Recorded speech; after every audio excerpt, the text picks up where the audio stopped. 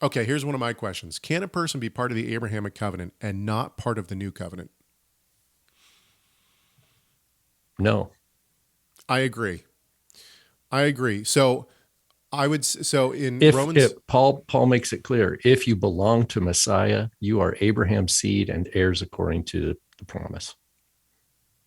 oh, and and Abraham and longed to see my day; he saw it and was glad.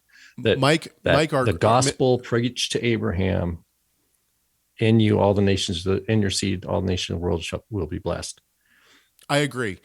Mike in the chat room, our graphic artist, chimes in on was Moses circumcised? He says he partook of the Passover. Yeah. Excellent. Okay. So boom. Mic drop that's on a that. Guy. That's a guy who's read the Torah at least once, right there. At least once. So my question on the Abrahamic covenant, new covenant, leads to a second question. Can a person be part of the Abrahamic covenant and not part of the Mosaic covenant? Okay, I'm not sure I understand the question. Say it one more time. Let me repeat it back to you. Can someone be part of the Abrahamic covenant but not part of the Mosaic covenant? Or vice versa. Let's ask it this way. Can somebody be part of the Mosaic covenant but not be part of the Abrahamic covenant? And I'll show my cards on this. There's a conversation. I'm going to say no. My answer is no, but I could give reasons why people might think yes. Okay, so there has been a understanding that the land grant treaties given to Israel are Israel's in perpetuity. And when people say Israel, a lot of the time they say that the land grant treaties are only given to physical Israel, not to the Gentiles. I disagree with this, by the way. I don't believe that. But that has been an argument.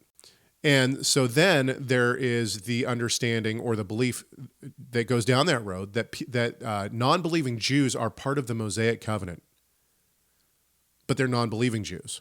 Yeah, well, the term Mosaic covenant is a little bit of a straw man in my view. There's nothing in the Bible called the Mosaic covenant. So I would ask, could we? That is a great point. I need a more precise question. So let's hash this out but I look at it like this: why does Paul in Romans? Is it Romans 9? Not all Israel is Israel, right? Why? How can he get away with that riddle? It's a riddle. Paul occasionally gives riddles, and that's one of them. Because you go, wait a minute, okay, it's like easy to remember. It's like, okay, now I have to explain it. Well, how do I explain? Not all Israel is Israel. You know, yeah, why did Yeshua say to the Samaritan woman, you don't know what you're worshiping. You don't know what you worship. So from their view, the Samaritans were a Mosaic covenant community, right? I mean, they had a Pentateuch.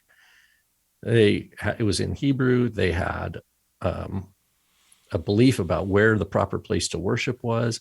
They believed Abraham, Isaac, and Jacob were their ancestors, right? They believed they were Israel, but they didn't call themselves Jews. They didn't call themselves Yehudim. So let's hash out real quick the fact that what you just said, that there's nothing called the Mosaic covenant in the Torah. So then do you see the Abraham, because this is where I've been going in my path of thinking in the past, I don't know, 2 or 3 months. Can we actually separate the Abrahamic covenant and the Torah given at Mount Sinai? And I've come to believe that we can't, that they're not two separate covenants. In other words, Abraham's given the covenant that I will bless those who bless you, curse those who curse you, and he gives him a land grant treaty, right? He gives him the land, he gives him the promise of the land. But when we come to Sinai, it's just that covenant. It's the covenant document. In other words, it's here's the land grant treaty in writing, right? I mean, and I think that historically, there's no grounds to just start reading the Torah at Exodus 12 and just say, oh, all of a sudden, the creator of the universe just saw some people suffering and, it's not just, I'm just going to go save those people. And yeah, I got to land it in mind. I think I'll go give it to them. Like sadly, that's some of the way the Jewish world, like in the rabbinic world, kind of is lopsided in that direction. The idea that because they want to say the Jews became a nation at Mount Sinai. And so they want to separate that as a unique point to start thinking legally from, and then to categorize peoplehood. Do you belong? Are you part of it or not part of it?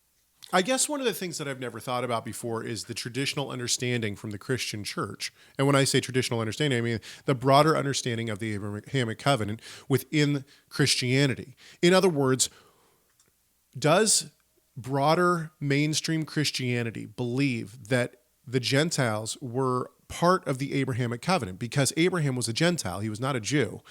And so are the Gentiles part of that as well if they believe in Christ? And this goes down a road because some may say, well, no, but they benefit from the covenant because in your seed all the nations of the earth will be blessed. But ultimately, why wouldn't the Gentiles be part of the Abrahamic covenant? And this is something that I asked a Christian brother in the Lord the other day, and he was baffled. He said, I've never thought of whether or not the Gentiles were part of the Abrahamic covenant. But I just always thought it was a given. I just thought it was a given that the Gentiles believed that they were part of the Abrahamic covenant. I thought it was the Mosaic covenant. And when I say Mosaic covenant, what I'm referring to is the covenant given at Mount Sinai. And I think the reason that I separate those two is because within my upbringing in the church, that this is how the covenants are spoken of, right? There's 5 covenants, right? There's and Abrahamic and Mosaic are considered 2 different covenants. However, the more I read the Torah, the more I dive into the covenants, the more I think to myself, this isn't 2 covenants, this is 1 covenant. It's all the land grant treaty, right? It's all the land grant treaty between God and his people. Thank you so much for watching this video. Tell us your thoughts on this subject by leaving a comment in the comment section. Make sure you like, share, subscribe, and enable those notifications.